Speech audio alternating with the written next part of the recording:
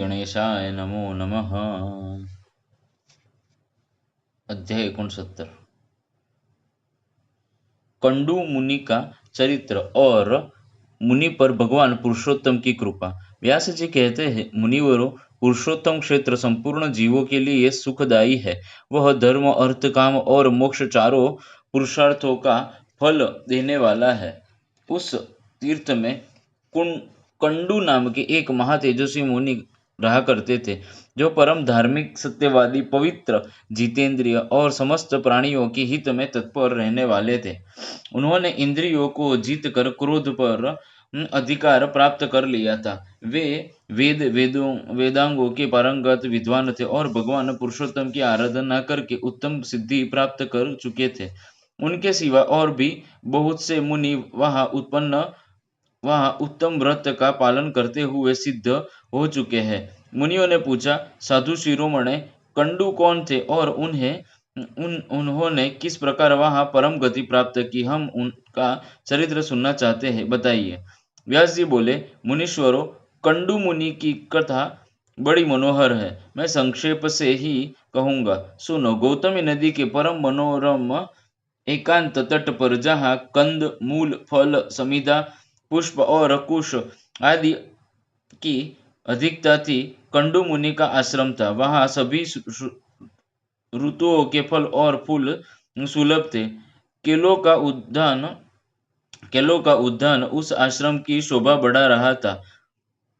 केलों का उद्यान उस आश्रम की शोभा बढ़ा रहा था। वहाँ कंडू मुनि ने व्रत, उपवास, नियम, स्नान और मौन और संयम आदि का द्वारा बड़ी भारी एवं अत्यंत अद्भुत तपस्या की। वे ग्रीष्म ऋतु में पंचाग्नि का तप सहते, वर्षा वर्षा में खुली वेदी पर सोते और हेमंत ऋतु में भीगे वस्त्र धारण करके कठोर तपस्या करते थे।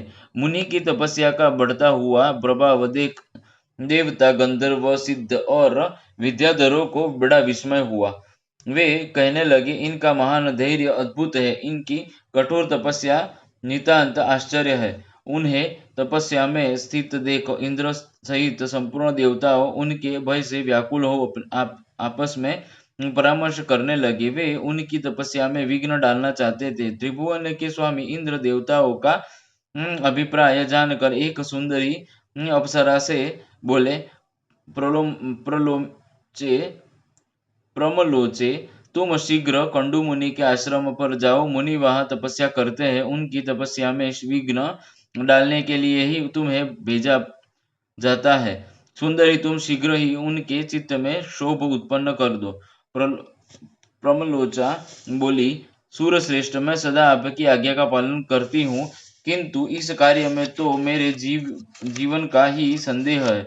मैं मुनिवर कंडू से बहुत डरती हूँ। वे ब्रह्मचर्य व्रत के पालन में स्थित है, अत्यंत उग्र है, उनकी तपस्या बहुत तीव्र है। वे अग्नि और सूर्य के समान तेजस्वी है। मुझे अपनी तपस्या में विघ्न डालने आई हुई जानकर परम तेजस्वी कंडू मुनि कुपित हो उठेंगे और दुस्सह शाप दे देंगे।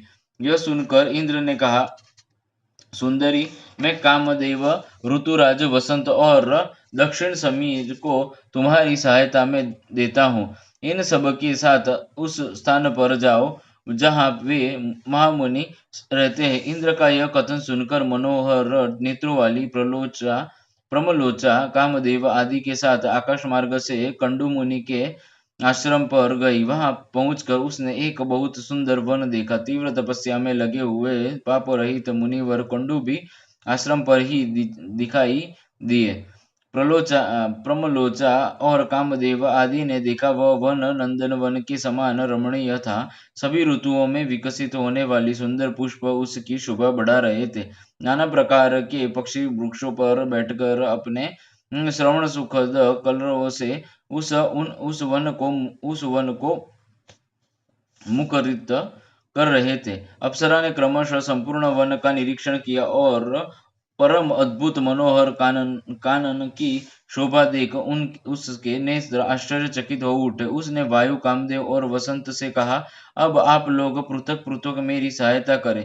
उन्होंने बहुत अच्छा कहकर स्वीकृति दे दी। तब प्रलोचा बोली, अब मैं मुनि के पास जाऊंगी, जो इंद्रिय रूपी अश्वों से जुटे हुए देह रूपी रथ के सारथी बने हुए हैं। उन्हें आज काम बाण से आहत करके ऐसी दशा को पहुंचा दूंगी कि मनु रूपी बागडोर उनके काबू से बाहर हो जाए। मनु रूपी बागडोर उनके काबू से बाहर हो जाएगी। इस प्रकार उन्होंने मैं अयोग्य सारथी सिद्ध कर दिखाऊंगी। यो कहकर वह उस स्थान की ओर चल दी जहाँ मुनि निवास करते थे। मुनि की तपस्या के प्रभाव से वहां के हिंसक जीव भी शांत हो गए थे। नदी के तट पर जहाँ कोयल की मीठी ताल सुनाई देती थी वह ठहर गई। थोड़ी देर तक वो वह खड़ी रही, फिर उसने संगीत छेड़ दिया। इसी समय वसंत ने भी अपना पराक्रम दिखाया। समय नहीं होने पर भी समस्त कानन में मधु ऋतु की मनोहर शोभा छा गई। को, कोकिल की कलिसी माधुर्य की वर्षा होने लगी। मलय वायु मनोहर सुगंध लिए मंद मंद गति से बहने लगी और छोटे बड़े सभी वृक्षों के पवित्र पुष्प धीरे धीरे भूल तल पर गिरने लगे। कामन काम ने अपने फूलों का बाण संभाला और मुनि के समीप जाकर उनके मन को विचलित कर दिया। संगीत की मधुर ध्वनि सुनकर मुनि के मन में बड़ा आश्चर्य हुआ। वे काम बाण से अत्यंत पीड़ित हो जहाँ सुंदरी अप्सरा गीत गा रही थी गए। मुनि ने अप्सरा को देखा और अप्सरा ने भी मुनि पर दृष्टिपात किया। उनके नेत्र आश्चर्य से खिल गए। चादर खिसक कर गिर पड़ी। मुनि के मन में विकलता छा गई। उनके शरीर में रोमांच हो आया। वे पूछने लगे, सुंदरी तुम कौन हो, किसकी हो? तुम्हारी मुस्कान बड़ी मनोहर है। शुभ्रु, तुम मेरे मन को मोह लेती हो। सुमध्य, अपना सच्चा परिचय दो। प्रमलोचा बोली, मुने, मैं आपकी सेविका हूँ और फूल लेने के लिए यहाँ आई हूँ। शीघ्र आज्ञा दीजिए, मैं आपकी क्या सेवा करूँ? अप्सरा की यह बात सुनकर मुनि का धैर्य छूट गया। उन्होंने मोहित होकर उसका हाथ पकड़ लिया और उसे साथ लेकर अपने आश्रम में प्रवेश किया। यह देखकर कामदेव, वायु और वसंत कृतकृत्य हो जैसे आए थे, उसी प्रकार स्वर्ग लोक लौट गए। वहां पहुंचकर उन्होंने इंद्र से प्रमलोचा और मुनि की सारी चेष्टा कह सुनाई। सुनकर इंद्र और संपूर्ण देवताओं का चिंत प्रसन्न हो गया। कंडू ने अप्सरा के साथ आश्रम में प्रवेश करते ही अपना रूप कामदेव की समान मनोहर एवं तरुण बना लिया। दिव्य वस्त्र और आभूषण धारण कर लिया। देखने में उनकी अवस्था 16 वर्ष की जान पड़ती थी। मुनि की वह देखकर प्रमलोचा को बड़ा आश्चर्य हुआ। अहो, इनकी तपक शक्ति अद्भुत है। यो कहकर वह बहुत प्रसन्न हुई। कंडू मुनि स्नान, संध्या, जप, होम, स्वाध्याय, देव पूजन, व्रत, उपवास, नियम और ध्यान सब छोड़कर रात दिन उसी के साथ विहार करने लगे। इसी में वे आनंद मानते थे। उनका हृदय कामदेव के वशीभूत हो गया था, अतः वे अपनी तपस्या की हानि नहीं समझ पाते थे। इस प्रकार कंडू मुनि उसके साथ सांसारिक विषय भोगों में आसक्त हो सौ से कुछ अधिक वर्षों तक मंदराचल की गुफा में पड़े रहे। एक दिन प्रमलोचा ने महाभाग कंडू मुनि से कहा, ब्राह्मण, अब मैं स्वर्ग में जाना चाहती हूँ। आप प्रसन्न होकर मुझे जाने की आज्ञा दे। मुनि का मन तो उसी में आसक्त हो रहा था। उसके इस प्रकार पूछने पर वे बोले, कल्याणी, कुछ दिन और ठहरो। तब उसने पुनः 100 वर्षों से कुछ अधिक काल तक उन कंडू मुनि के साथ विषय भोग। तदंतर उसने पुनः 100 वर्षों से कुछ अधिक कालांत तक उन कंडू मुनि के साथ विषय भोगा। तदंतर उसने पुनः जाने की आज्ञा मांगी, किंतु मुनियों ने स्वीकार नहीं किया। अतः उसे लगभग 200 वर्षों तक और ठहरना पड़ा। वह जब जब उनसे देवलोक में जाने की आज्ञा मांगती, तब तब वे उसे यही उत्तर देते, कुछ दिन और ठहरो। प्रमलोचा एक तो मुनि के शाप से डरती थी, दूसरे उसमें दक्षिणा नयिका की स्वाभाविक उदारता भी, और तीसरे वह प्रणय भंग की पीड़ा को जानती थी, इसीलिए मुनि को छोड़ न सकी। महर्षि काम भोग से में आसक्त हो दिन रात उसके साथ भ्रमण करते रहते, किंतु तृप्ति न हुई। उसके प्रति नित्य नूतन प्रेम बढ़ता गया। एक दिन कंडू मुनि बड़ी उतावली के साथ आश्रम से बाहर जाने लगे। अप्सरा ने पूछा, कहाँ चले? मुनि ने उत्तर दिया, शुभे दिन बीत चला है, संध्या उपासना कर लूं, नहीं तो कर्म का लोप हो जाएगा। ब्रह्मलोचा को बड़ी प्रसन्नता हुई। उसने हंसकर पूछा, सब धर्मों के ज्ञाता महात्मा जी, क्या आज ही आपका दिन बीता है? आपकी यह बात सुनकर किसको आश्चर्य न होगा? मुनि बोले, कल्याणी, अभी प्रातःकाल ही तो तुम इस नदी के सुंदर तट पर आई हो। उसी समय मैंने तुम्हें देखा, परिचय पूरा और तुम मेरे साथ आश्रम में आई। अब वह दिन बीता है और यह संध्या समय उपस्थित हुआ है, फिर यह परिहास किस लिए? सच्ची बात बताओ। ब्रह्मलोचा ने कहा, ब्राह्मण, यह ठीक है कि मैं प्रातः काल में आई थी, इसी में तनिक भी मिथ्या नहीं है, किंतु आज तब से सैकड़ों वर्ष बीत गए हैं। यह सुनकर मुनि को बड़ा आश्चर्य भय हुआ। उन्होंने विशाल नेत्रों वाली अप्सरा से पूछा, भीरू, बताओ तो सही, तुम्हारे साथ निरंतर रमण करते हुए अब तक मेरा कितना समय बीता है? ब्रह्मलोचा बोली, मुने, मेरे साथ आपने 907 वर्ष, 6 महीने और 3 दिन बीते हैं। ऋषि ने कहा, शुभे, यह सत्य कहती हो अथवा परिहास की बात है? मुझे तो ऐसा जान पड़ता है कि तुम्हारे साथ एक ही दिन रहा हो। ब्रह्मलोचा बोली, ब्राह्मण, आपके समीप में झूठ कैसे बोलूंगी, विशेषत ऐसे अवसर पर जबकि आप धर्म मार्ग का अनुसरण करते हुए पूछ रहे हैं। अप्सरा की बात सुनकर मुनि को बड़ा कष्ट हुआ। वे स्वयं ही अपनी निंदा करते हुए बोले, हाय हाय, मुझ दुराचारी को धिक्कार है। हाय हाय, मेरी तपस्या नष्ट हो गई। ब्रह्मवेताओं का जो धन है वह चला गया और मेरा विवेक भी छीन गया। जान पड़ता है मनुष्यों को मोह में डालने के लिए ही किसी ने युवती नारी की सृष्टि की है। मुझे तो अपने मन को जीतकर क्षुधा, पिपासा, राग, द्वेष और जरा पुण्य, इन इन 6 उर्मियों से अतीत पर ब्रह्म का ज्ञान प्राप्त करना चाहिए। इसके लिए विपरीत जिसने मेरी ऐसी दुर्गति की है, उस काम रूपी महान ग्रह को धिक्कार है। यह काम नरकाग्राम में ले जाने वाला मार्ग है। इसने आज मेरे संपूर्ण वेदों को, स्वाध्याय, व्रत और समस्त साधनों पर पानी फेर दिया।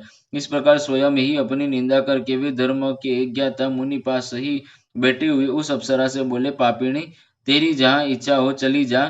तुझे जो करना था उसे तूने पूरा कर लिया है। मैं तुझे अपने क्रोध की प्रचंड आग से जो भस्म नहीं करता, इसमें एक कारण है। सत्पुरुषों की मैत्री 7 पग एक साथ चलने से ही हो जाती है। मैं तो तेरे साथ चिरकाल तक निवास कर चुका हूँ, अथवा तेरा क्या दोष है? तेरी क्या हानि करूं? सारा दोष तो मेरा ही है, क्योंकि मैं ही ऐसा अजितेंद्रिय निकला। तू तो इंद्र का प्रिय करने के लिए आई थी और मेरी तपस्या का सत्यानाश कर चुकी। अपने कटाक्ष के महामोह में मंत्र से तूने मुझे घृणित बना दिया है। उरी अरे, अब जा जा, चली जा। इस प्रकार मुनिवर कंडू ने जब क्रोध पूर्वक उसे फटकार का, तब वह कांपती हुई आश्रम से बाहर निकल गई और आकाश मार्ग से जाने लगी। उसे अंग अंग से पसीने की बूंदें निकल रही थी और वह वृक्षों के पल्लवों से उन्हें पहुंचती जाती थी। ऋषि ने उसके उदर में जो गर्भ स्थापित किया था, वह पसीने के रूप में ही बाहर निकल गया। वृक्षों ने उन स्वेद बिंदुओं को ग्रहण किया और वायु ने इन सब को एकत्रित करके एक गर्भ का रूप लिया। फिर चंद्रमा ने अपनी अमृतमयी किरणों से उस गर्भ को धीरे धीरे पुष्ट किया और उससे मारिश नाम की कन्या उत्पन्न हुई, जो वृक्षों की पुत्री कहलाई। उसके नेत्र बड़े मनोहर थे। वही प्रचेता को और दक्षी पत्नी वही प्रचित सौ की पत्नी और दक्ष की जननी हुई। इधर महर्षि कंडू तपस्या क्षीण होने पर श्री विष्णु के निवास स्थान पुरुषोत्तम क्षेत्र को गए। वहां संपूर्ण देवताओं से सुशोभित श्री हरि दर्शन किया और ब्राह्मण आदि चारों वर्णों के आश्रमों में लोग भगवान की सेवा में उपस्थित थे। पुरुषोत्तम क्षेत्र और भगवान पुरुषोत्तम का दर्शन करके मुनि ने अपने कृत्य माना और वहां अपनी दोनों बाहें ऊपर उठाकर एकाग्र चित्त से ब्रह्म पारस्तोत्र का जप करते हुए वे भगवान की आराधना करने लगे। मुनि बोले, व्यास जी, हम परम कल्याणमय ब्रह्म पारस्तोत्र को श्रवण करना चाहते हैं, जिसका जप करते हुए कंडू मुनि ने भगवान विष्णु की आराधना की थी। व्यास जी ने कहा, भगवान विष्णु सबके परम पार अंतिम प्राय है। वे अपार बहुसागर से पार उतरने वाले पर शब्द वाक्य आकाश आदि पंच महाभूतों से परे और परमात्मा रूप है। वेदों की भी पहुंच से परे होने के कारण उन्हें ब्रह्म पार कहते हैं। वे दूसरों के लिए परस्वरूप है। उन्हें पाकर सब प्राणी सदा के लिए पार हो जाते हैं। वे पर के भी पर, इंद्रिय मन आदियों भी अगोचर है। सबके पालक और सबकी कामनाओं को पूर्ण करने वाले हैं। वे कारण में स्थित है हुए और होते हुए भी स्वयं ही कारण रूप है। कारण के भी कारण है। परम कारण भूत प्रकृति के कारण भी वे ही है। कार्यों में भी उन्हीं की स्थिति है। इस प्रकार कर्म और कर्ता आदि अनेक रूप पर धारण करके वे संपूर्ण विश्व की रक्षा करते हैं। ब्रह्म ही प्रभु है। ब्रह्म ही सर्वस्वरूप है। ब्रह्म ही प्रजापति तथा अपनी महिमा से कभी च्युत न होने वाले है। वह ब्रह्म अविनाशी, नित्य और अजन्मा है। वही क्षय आदि संपूर्ण विकारों के पुरुषोत्तम ही अविनाशी, अजन्मा एवं नित्य ब्रह्म है। उनके प्रभाव से मेरे राग आदि दोष नष्ट हो जाए। मुनि के उस ब्रह्म पार स्तोत्र का जप सुनकर और उनकी सुदृढ़ पार भक्ति को जानकर भक्तवत्सल भगवान पुरुषोत्तम बड़े प्रसन्न हुए और उनके पास जाकर बोले, मुने, तुम्हारे मन में जो अभिलाषा हो उसे कहो, मैं तुम्हें वर देने के लिए आया हूँ। सुव्रत, तुम कोई वर मांगो। देवाधिदेव भगवान चक्रपाणि के वे ये वचन सुनकर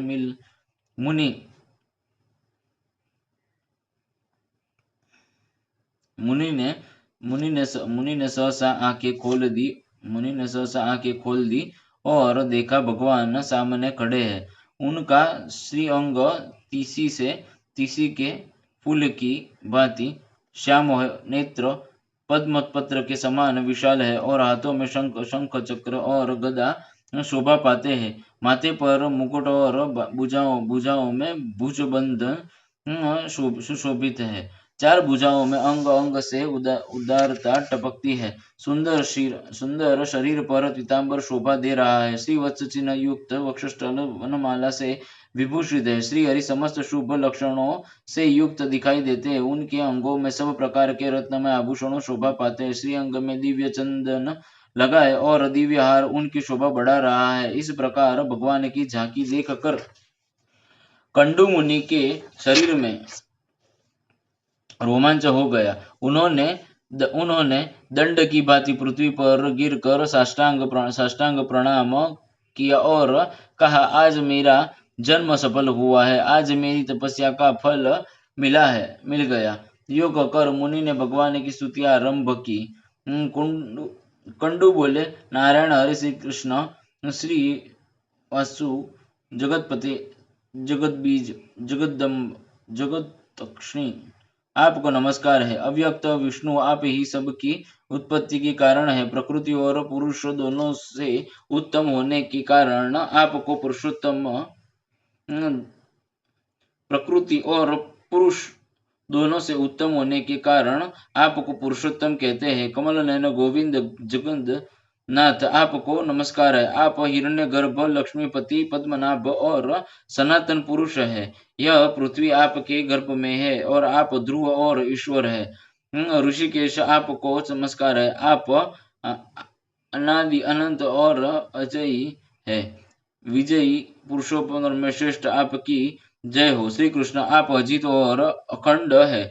श्रीनिवास आपको नमस्कार है। आप ही बादल और धूम वर्षा और गर्मी करने वाले, आपका पार पाना कठिन है। आप बड़ी कठिनाई से प्राप्त होते हो। दुख और पीड़ाओं का नाश करने वाले हैं। जल में शयन करने वाले नारायण आपको नमस्कार है। अव्यक्त परमेश्वर आप संपूर्ण भूतों के पालक और ईश्वर है। भौतिक तत्वों से आप कभी शुद्ध होने वाले नहीं है। संपूर्ण प्राणी आप में ही निवास करते हैं। आप सब भूतों के आत्मा है। संपूर्ण भूत आपके गर्भ में ही स्थित है। आपको नमस्कार है। आप यज्ञधर, यज्ञदाता और अभय देने वाले हैं। यज्ञ आपके गर्भ में स्थित है। आपका श्रीअंग सुवर्ण के समान कांतिमान है। पुष्टि गर्भ आपको नमस्कार है। आप क्षेत्रज्ञ, क्षेत्रपालक, क्षेत्रहंत, क्षेत्रकर्ता, जितेंद्रिय, क्षेत्रात्मा, क्षेत्र रहित और क्षेत्र के सृष्टा है। आपको नमस्कार है। गुणालय, गुणावास, गुणाश्रय, गुणावह, गुणभोक्ता, गुणाराम और गुण त्यागी, ये सब आपके ही नाम है। आपको नमस्कार है। आप ही श्री विष्णु है। आप ही श्री हरि है और चक्री कहलाते हैं। आप ही श्री विष्णु और आप ही जनार्दन है। आप ही वेंकटेश्वर कहे गए हैं। भूत, भविष्य और वर्तमान के प्रभु भी आप ही है। आप भूतों को उत्पादन और अव्यक्त है। आपकी सबकी उत्पत्ति के कारण होने से आप भव कहलाते हैं। सबकी उत्पत्ति के कारण होने से आप भव कहलाते हैं। आप संपूर्ण प्राणियों के भरण पोषण करने वाले हैं। आप ही भूत भावन देवता है। आपको अजन्मा और ईश्वर कहते हैं। आप विश्वकर्मा है। श्री विष्णु और शंभु है और वृषभ की आकृति धारण करने वाले। आप ही शंकर, आप ही शुक्राचार्य, आप ही सत्य, आप ही तप और आप ही जनलोक है। आप विश्व विजेता, कल्याणमय, शरणागत पालक, अविनाशी, शंभु ज्येष्ठ और परायण है। आदित्य, ओमकार, प्राण, अंधकार नाशक, सूर्य, मेघ सर्वत्र विख्यात तथा देवताओं के स्वामी ब्रह्मा भी आप ही है। रुक, यजु और साम भी आप ही है। आप ही सबके आत्मा माने गए हैं। आप ही अग्नि, आप ही वायु, आप ही जल और आप ही पृथ्वी है। सृष्टा, भोक्ता, हौता, भविष्य, यज्ञ, प्रभु, विभु, श्रेष्ठ, दिवा, श्रेष्ठ, लोकपति और अच्युत भी आप ही हो। आप सबके दृष्टा और लक्ष्मीवान है। आप ही सबका दमन करने वाले और शत्रुओं के नाशक है। आप ही दिन और आप ही रात्रि है। विद्वान पुरुष आपको ही वर्ष कहता है। आप ही काल और कला, काष्ठ, महत्वपूर्ण क्षण और लव सब आपके ही स्वरूप है। आप ही बालक, आप ही वृद्ध तथा आप ही पुरुष, स्त्री और नपुंसक है। आप ही विश्व की उत्पत्ति के स्थान है। आप ही सबके नेत्र है। आप ही स्थाणु, स्थिर रहने वाले और आप ही शुचिश्रवा, पवित्र यश वाले हैं। आप सनातन पुरुष है। आपको कोई जीत नहीं सकता। आप इंद्रिय के छोटे भाई, उपेंद्र और सबसे उत्तम है। आप संपूर्ण विश्व को सुख देने वाले हैं। वेदों के अंग भी आप ही है। आप अविनाशी, वेदों के भी वेद, ज्ञेय, तत्व, विधाता और सामहित रहने वाले हैं। आप जल राशि, समुद्र है। आप ही उसमें उसके मूल है। आप ही दाता और आप ही वसु है। आप वैद्य, आप द्रुतात्मा और आप ही इंद्रियातीत है। आप सबसे आगे चलने वाले और गांव के नेता है। आप ही गरुड़ और आप ही आदिमान है। आप ही संग्रह, लघु और आप ही परम महान है। अपने मन को वश में रखने वाले और अपनी महिमा से कभी च्युत न होने वाले भी आप ही है। आप यम और नियम है। आप पांशु, उन्नत शरीर वाले और चतुर्भुज है। अन्न अंतरात्मा और परमात्मा भी आप ही है कहलाते हैं। आप गुरु और गुरुत्तम है, आप वाम और दक्षिण है, आप ही पीपल एवं अन्य वृक्ष है। व्यक्त जगत और प्रजापति भी आप ही है। आपकी नाभि से सुवर्णमय कमल प्रकट हुआ है। आप दिव्य शक्ति से संपन्न है। आप ही चंद्रमा और आप ही प्रजापति है। आपके स्वरूप का वर्णन नहीं किया जा सकता। आप ही यम, आप ही नयम, आप ही यम और आप ही दैत्यों के नाशक श्री विष्णु है। आप ही श्री संकर्षण देव है। आप ही कर्ता और आप ही सनातन पुरुष है। आप तीनों गुणों से रहित है। आप ज्येष्ठ, वरिष्ठ और सहिष्णु है। लक्ष्मी के पति है। आपके सहस्त्र मस्तक है। आप अव्यक्त देवता है। आपके सहस्त्र नेत्र है, सहस्त्र चरण है और आप विराट और देवताओं के स्वामी है। आप स्थापित देवदेव, तथापि आप इस अंगुल के होकर रहते हैं। जो भूत है वह आपका ही स्वरूप बताया गया है। आप ही अंतर्यामी पुरुष, इंद्र और उत्तम देवता है। जो भविष्य है वह भी आप ही है। आप ही ईशान, आप ही अमृत और आप ही मर्त्य है। यह संपूर्ण संसार आप से ही अंकुरित होता है। अतः आप परम महान और सबसे उत्तम थे। देव, आप सबसे ज्येष्ठ है, पुरुष है और आप ही 10 प्राणवायुओं को रूप में स्थित है। आप विधि स्वरूप होकर 4 भुजाओं में स्थित है। अमृत स्वरूप होकर 9 भोगों के साथ द्रुलोक में रहते हैं। और 9 भागों सहित सनातन पुरुष रूप धारण करके अनंत अंतरिक्ष में निवास करते हैं। आपके दो भाग पृथ्वी में है। आपके 2 भाग पृथ्वी में स्थित है और 4 भाग भी यहाँ ही है। आपने ज्ञानों की उत्पत्ति होती है जो जागृत को भविष्य देने वाली है और आपसे ही विराट की उत्पत्ति हुई है जो संपूर्ण जगत में हृदय में अंतर्यामी पुरुष स्वरूप विराजमान है। यह विराट पुरुष अपने तेज, यश और ऐश्वर्य के कारण संपूर्ण भूतों से विशिष्ट है। आप ही देवताओं का आहारभूत हवनीय द्रुत उत्पन्न हुआ। ग्राम्य और जंगली औषधीय तथा पशु एवं मृग आदि भी आप से ही प्रकट हुए हैं। देव आप अध्येय और ध्यान से परे है।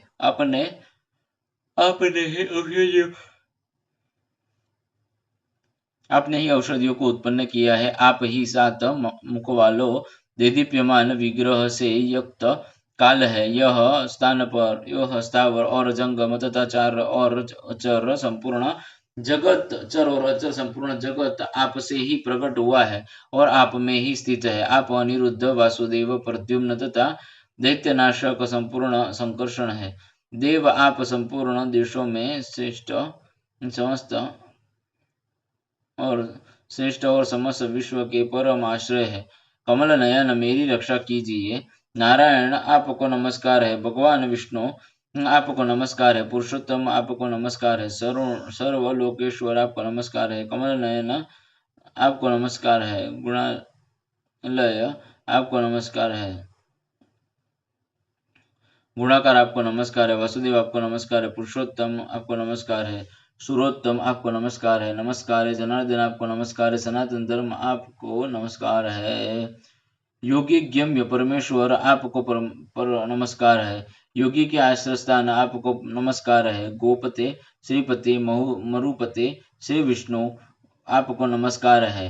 जगतपते, आप जगत को उत्पन्न करने वाले और ज्ञानियों के स्वामी है। आपको नमस्कार है। आपको नमस्कार है। ज्ञानियों के स्वामी, आपको नमस्कार है। आपको नमस्कार है। दिवसपते, आपको नमस्कार है। महीपते, आपको नमस्कार है। पुंडरीकाक्ष, आप मधु दैत्य का वध करने वाले हैं। आपको नमस्कार है। नमस्कार है। कैटभ को मारने वाले नारायण, आपको नमस्कार है। सुब्रज्ञ, आपको नमस्कार है। पीठ पर वेदों को धारण करने वाले महात्म्य स्वरूप अच्युत, आपको नमस्कार है। आप समुद्र के जल को मत मत डालने वाले और लक्ष्मी को आनंद देने वाले हैं, आपको नमस्कार है। विशाल नासिका वाले अश्वमुख भगवान हयग्रीव महापुरुष विग्रह, आप मधु और कैटभ का नाश करने वाले हैं, आपको नमस्कार है। प्रभु, आप पृथ्वी को ऊपर उठाने के लिए विशाल कच्छप का शरीर धारण करने वाले हैं। आपने अपनी पीठ पर मंदराचल को धारण किया था। महारूप स्वरूप आप भगवान को नमस्कार है। पृथ्वी का उद्धार करने वाले महावराह को नमस्कार है। भगवान आपने ही पहले वराह रूप धारण किया था, अतः आप आदि वराह कहलाते ही है। आप विश्व रूप और विश्वात्मा विधाता है, आपको नमस्कार है। आप अनंत सूक्ष्म प्राण्य मुख्य है, परमाणु स्वरूप तथा योगिज्ञम्य है, आपको नमस्कार है। जो परम कारक प्रकृतियों के भी कारण है, योगेश्वर मंगल के आश्रय स्थान है, जिनके स्वरूप का ज्ञान होता अत्यंत कठिन है, जो क्षीर सागर के भीतर निवास करने वाले महान सर्प शोधना की सुंदर शैया पर शीर्षनाग की सुंदर शैया पर शयन करते हैं, तथा जिनके कानों में सुवर्ण एवं रत्नों के बने हुए दिव्य कुंडल झिलमिलाते रहते हैं, उन आप भगवान विष्णु को नमस्कार है। कंडू मुनि की इस प्रकार स्तुति करने पर भगवान विष्णु ने प्रसन्न होकर कहा, मुनिश्रेष्ठ, तुम मुझसे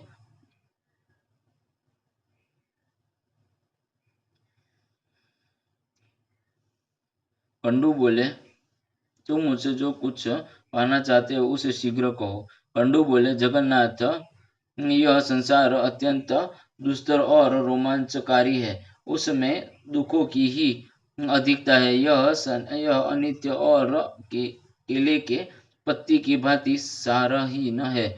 इसमें न कहाँ आश्रम है, न अवलंबन। यह जल के बुलबुलों की भांति चंचल है, इसमें सब प्रकार के उपद्रव भरे हुए हैं। यह दुस्तर होने के साथ ही अत्यंत भयानक है। मैं आपकी माया से मोहित होकर चिरकाल से इस संसार में भटक रहा हूँ, किंतु कहीं भी शांति नहीं पाता। मेरा मन विषयों में आसक्त है। देवेश, इस संसार के भय से पीड़ित होकर आज मैं आपकी शरण में आया हूँ। श्री कृष्ण, आप इस भव सागर से मेरा उद्धार कीजिए। सुरेश्वर, मैं आपकी कृपा से आपके ही सनातन धर्म परम पद को प्राप्त करना चाहता हूँ, जहाँ जाने में परम पद को प्राप्त करता हूँ, जहाँ जाने में फिर इस प्रकार प्रशंसा में नहीं आना पड़ता। श्री भगवान बोले, मुनिश्रेष्ठ, तुम मेरे भक्त हो, सदा मेरी ही आराधना करते हो। तुम्हें मेरे प्रसाद से अभिष्ट मोक्ष पद की प्राप्त होगी। विप्रवर, मेरे भक्त क्षत्रिय वैश्य क्षत्रिय शूद्र तथा अत्यंत भी परम सिद्धि को प्राप्त होते हैं। फिर तुम जैसे तपोनिष्ठ ब्राह्मण की तो बात ही क्या है। चांडाल भी यदि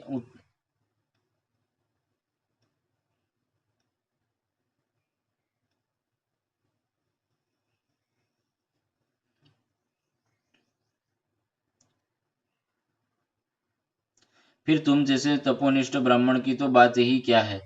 चांडाल भी यदि उत्तम श्रद्धा से युक्त एवं मेरा भक्त हो, तो उसे अभिष्ट सिद्ध प्राप्त होती है। फिर औरों की तो चर्चा ही क्या है। व्यास जी कहते हैं, यो कहकर भक्तवत्सल भगवान विष्णु वही अंतर ध्यान हो गए। उनके चले जाने पर मुनिवर कंडू बहुत प्रसन्न हुए और समस्त कामनाओं का त्याग करके स्वस्थ चित्त हो गए। समस्त इंद्रियों को वशों में करके ममता और अहंकार रहित हो गए। एकाग्र चित्त से भगवान पुरुषोत्तम का ध्यान करने लगे। भगवान के निर्लेप, निर्गुण, शांत और सन्मात्र स्वरूप का चिंतन करते हुए उन्होंने दुर्लभ मोक्ष प्राप्त कर लिया। जो महात्मा कंडू की कथा को पढ़ता अथवा सुनाता है वह सब पापों में मुक्त हो स्वर्गलोक में जाता है। मुनिवर, इस प्रकार मैंने इस कर्म भूमि तथा मोक्षदायक पुरुषोत्तम क्षेत्र का वर्णन किया, जहाँ साक्षात भगवान पुरुषोत्तम निवास करते हैं। जो मनुष्य संसार जनित दुखों का नाश और मोक्ष प्रदान करने वाले वरदायक भगवान श्री पुरुषोत्तम का भक्तिपूर्वक दर्शन, स्वयं और ध्यान करते हैं, वे समस्त दोषों से मुक्त हो भगवान के अविनाशी धाम में जाते हैं। श्री कृष्णार्पणमस्तु। श्री कृष्णार्पणमस्तु। श्री कृष्णार्पणमस्तु। श्री कृष्णार्पणमस्तु। श्री संक्षिप्त ब्रह्म पुराण की जय। अतः 69वां अध्याय समाप्त।